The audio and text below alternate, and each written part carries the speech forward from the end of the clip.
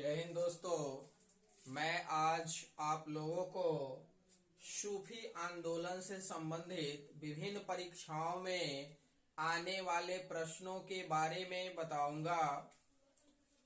चलिए देखते हैं। सूफी आंदोलन बहुत इंपॉर्टेंट टॉपिक है। सूफी आंदोलन देखते हैं। भारत में चिश्ती सिलसिले की शुरुआत किसने की?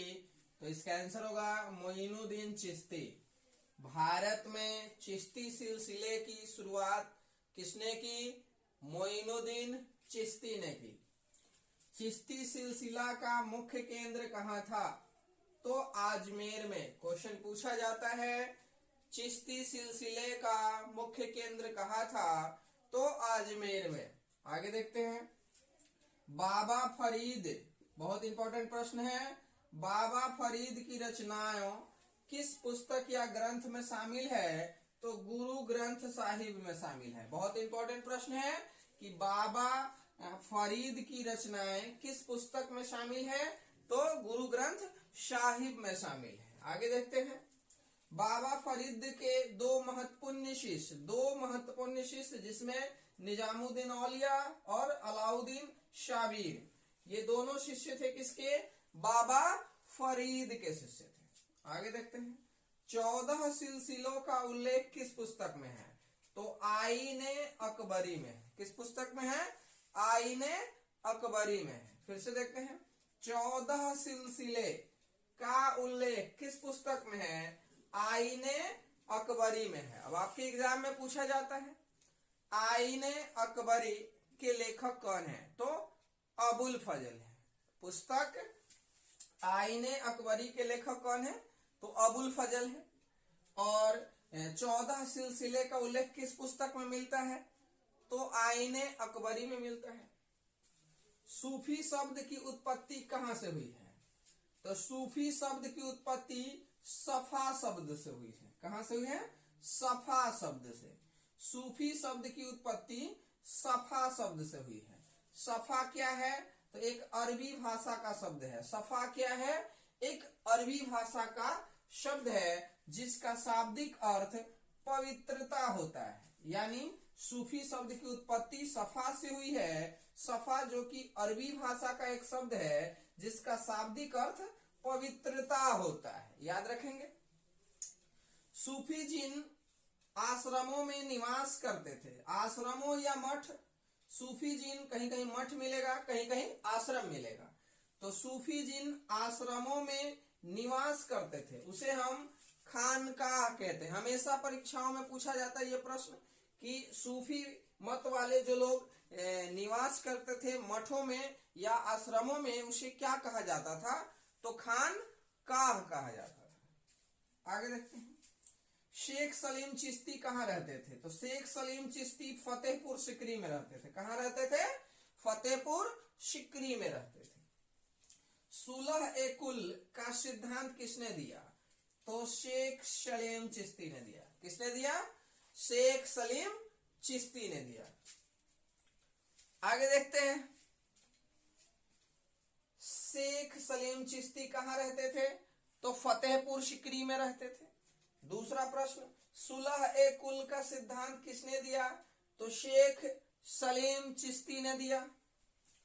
किस सिलसिले ने संगीत का विरोध किया था या संगीत पे प्रतिबंध लगाने की कोशिश की थी? फिर से देखेंगे। किस सिलसिले ने संगीत का विरोध किया था? संगीत का विरोध किया था तो वो नक्शबंदी सिलसिला ने किया था। किस सिलसिले ने संगीत का विरोध किया था? नक्शबंदी सिलसिले ने किया था। शेख अहमद सरहिंदी किस मुगल बादशाह के समकालीन थे? शेख अहमद सरहिंदी किस मुगल बादशाह के समकालीन थे? तो अकबर के समकालीन थे। शेख अहमद सरहिंदी किस मुगल बादशाह के समकालीन थे? तो अकबर के समकालीन थे। अगला प्रश्न भी पूछा जाता है निजामुद्दीन औलिया कहाँ रहते थे? तो निजामुद्दीन औलिया दिल्ली में रहते थे। निजामुद्दीन औलिया कहाँ रहते थे? दिल्ली में रहते थे। और दूसरा प्रश्न आपका यहाँ पे है शेख सलीम चिश्ती कहाँ रहते थे? तो फतेहपुर में रहते थे। शेख सलीम चिश्ती कहाँ रहते थे? फतेहपुर सिकरी में रहते थे। जबकि निजामुद्दीन औलिया कहाँ रहते थे? तो वो दिल्ली में रहते थे। आगे देखते हैं, किस सिलसिले का लोकप्रियता बिहार में बढ़ा और रहा भी? क्वेश्चन आता है कि किस सिलसिले का दबदबा या लोकप्रियता बिहार में रहा, तो इसका आंसर फिरदौसी सिलसिला हो जाएगा। याद रखेंगे कि किस सिलसिला का लोकप्रियता बिहार में रहा, तो फिरदौसी सिलसिला का रहा। याद रखेंगे। आगे देखते हैं, कुछ मुख्य सूफी सिलसिले हैं, इनसे भी प्रश्न आपको पूछे जाते हैं। सूफी सिलसिले जिसमें चिश्ती सिलसिला, सुराहावर्दी सिलसिला, कादरिया सिलसिला और नक्शबंदी सिलसिला, ये इस सिलसिला से भी प्रश्न आपके परीक्षाओं में पूछे जाते हैं। चिश्ती सिलसिला जिसके संस्थापक मोइनुद्दीन चिश्ती हैं, ये भारत में। आगे सुराहावर्दी सिलसिला जिसके संस्थापक अब्दुल नजीब है, अब्दुल नजीब सुराहावर्दी थे। तीसरा सिलसिला है कादरी सिलसिला जिसके संस्थापक शेख अब्दुल कादरी थे। चौथा सिलसिला है नक्शबंदी सिलसिला जिसके संस्थापक ख्वाजा बाकी विल्लाह थे। तो चारों सिलसिला को आपने देखा। चिश्ती सिलसिला के संस्थापक मोइनुद्दीन चिश्ती, सुरावर्दी सिलसिला के संस्थापक अब्दुल नजीब सुरावर्दी, तीसरा है कादरी सिलसिला के संस्थापक शेख अब्दुल कादरी, चौथा है नक्शबंदी सिलसिला के संस्थापक ख्वाजा बाकी बिल्लाह। तो ये कुछ मुख्य सूफी सिलसिला थे। फिरदौसी सिलसिला की स्थापना किसने की? तो शेख बदरुद्दीन ने किया था। फिरदौसी सिलसिला वही फिरदौसी सिलसिला जिसने बिहार में लोकप्रियता पाई थी। तो इस तरह से सूफी आंदोलन या सूफी संप्रदाय से विभिन्न परीक्षाओं में आने वाले प्रश्नों को मैंने लाया। यहां से प्रश्न आपके एग्जाम में आते रहते हैं।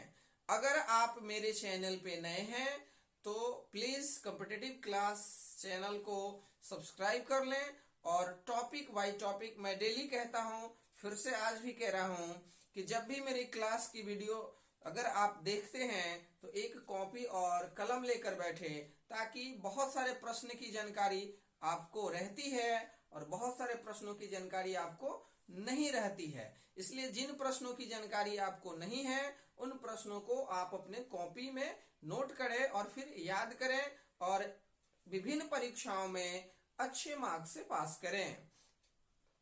कॉम्पिटिटिव क्लास की ओर से यही शुभकामनाएं रहेगी आप सभी के बीच। इसलिए आप लोग कॉम्पिटिटिव क्लास को ज्यादा से ज्यादा लाइक, शेयर एंड सब्सक्राइब करें। धन्यवाद।